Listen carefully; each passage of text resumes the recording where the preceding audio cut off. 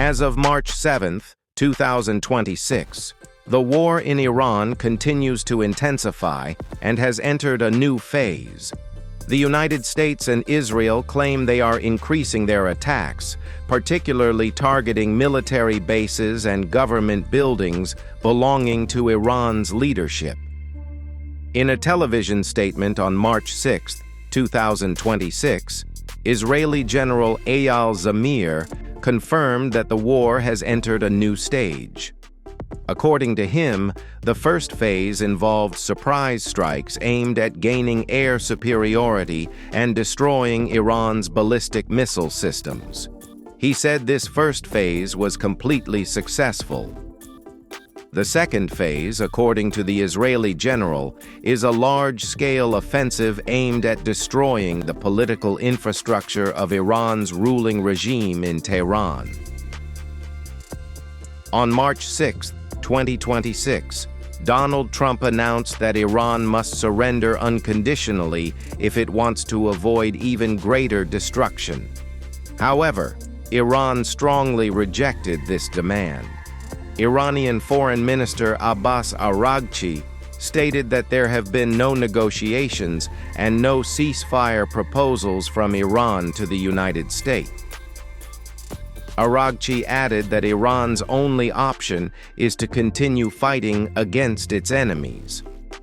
Meanwhile, Iran's Islamic Revolutionary Guard Corps stated that they are continuing missile strikes targeting Israel and several countries that host U.S. military bases. One particularly notable statement came from Iranian President Masoud Pezeshkian, who posted on the social media platform X on March 6, 2026, saying that the war has indeed entered a new phase.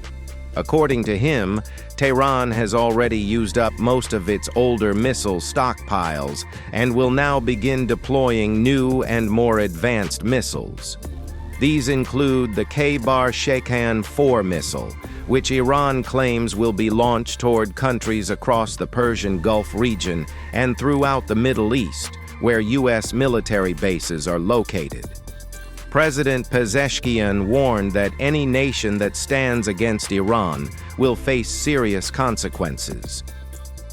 The K-Bar-Shaykan-4 missile is believed to be one of Iran's most important advanced weapons, reportedly developed in secrecy. Iran plans to use this missile to challenge the air defense systems of the United States and Israel.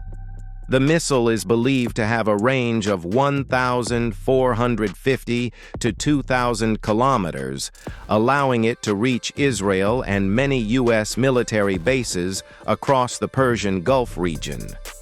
It can reportedly carry a warhead weighing between 550 kilograms and 1,500 kilograms. Its warhead can travel at speeds up to 8 times the speed of sound, which could make it difficult for defense systems such as Patriot missiles and Iron Dome to intercept. However, it remains to be seen whether the K-Bar-Shaykan-4 is truly as powerful as President Pezeshkian claims. Meanwhile, Israel is fighting on multiple fronts. On one side, it is conducting military operations in Lebanon against Hezbollah, while on the other side, it continues to launch attacks against Iran. On March 7, 2026, the Israeli military announced that it had deployed 80 fighter jets to strike various military targets across Iran, including missile systems and other strategic sites in Tehran. Since the first strikes began on February 28, 2026, the United States and Israel have reportedly used around 200 advanced fighter jets in their attacks.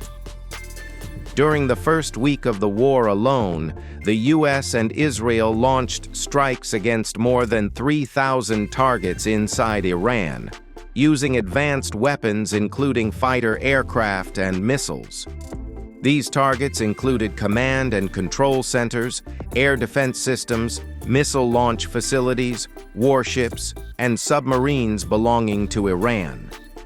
As of March 7, 2026, Iran, the United States, and Israel continue to exchange attacks, and no negotiations or ceasefire talks have begun. Despite diplomatic efforts from some world leaders, including Russian President Vladimir Putin, there has been no sign of de-escalation. According to China's Xinhua news agency, Putin spoke with Iranian President Masoud Pezeshkian on March 6, 2026, urging a ceasefire in the Middle East. During the call, Putin also expressed condolences over the reported death of Ayatollah Ali Khamenei, along with several senior officials killed in the attacks, which the Kremlin described as armed aggression by the United States and Israel. Putin suggested that the conflict cannot be solved by military force and should instead be addressed through diplomacy. However, Iran's leadership has maintained its hardline position, continuing its attacks against both the United States and Israel. Iranian officials say the war has now entered a new stage in which older missile stockpiles have been depleted and new, more advanced missiles will be deployed. On March 7, 2026, Iran's Revolutionary Guard also warned that they are waiting for U.S. forces escorting oil tankers through the Strait of Hormuz, a strategic waterway that has become heavily congested due to the conflict. Revolutionary Guard spokesman Ali Mohammad Nayani said Iran is closely watching the situation and warned that any U.S. naval presence in the strait could escalate tensions further. Iran has already closed the Strait of Hormuz and warned that it will attack any ships attempting to pass through, except for Chinese vessels. The United States has responded by saying that it is willing to escort oil tankers through the strait to ensure safe passage.